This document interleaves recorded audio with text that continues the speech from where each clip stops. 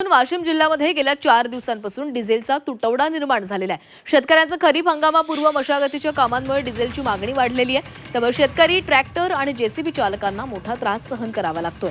Petrol पंपांवर रात्री उशिरापर्यंत लांबच लांब रांगा लागल्याचे पाहायला मिळाले। 4-5 तास प्रतीक्षा करूनही डिझेल मिळत की नाही याची खात्री नसल्याने शेतकऱ्यांमध्ये नाराजी पाहायला मिळते।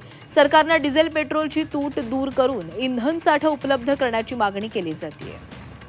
तर वाशिममध्ये डिझेलसाठी शेतकऱ्यांच्या रांगा लागलेल्या आहेत। डिझेलचा तुटवडा निर्माण झालेला आहे, त्यामुळे शेतकरी संकटात आलेला आहे। शेतकऱ्याची सध्या मशागतीची कामं सुरू आहेत, त्यामुळे ट्रॅक्टरसाठी डिझेलची गरज असते। मात्र ट्रॅक्टर्सला आता डिझेल मिळत नाहीये, कारण डिझेलचा मोठ्या प्रमाणात तुटवडा निर्माण झाल्यानं शेतकरी चिंतेमध्ये सापडलेला आहे। या पेट्रोल पंपांवर शेतकऱ्यांच्या रांगा आपल्याला पाहायला मिळत आहेत। सगळेजण कॅन घेऊन डिझेलसाठी या ठिकाणी त्यांनी रांगा लावलेल्या आहेत। मात्र तासनतास रांगांमध्ये उभं राहून देखील डिझेल मिळत नसल्यानं शेतकऱ्यांनी नाराजी व्यक्त केलेली आहे।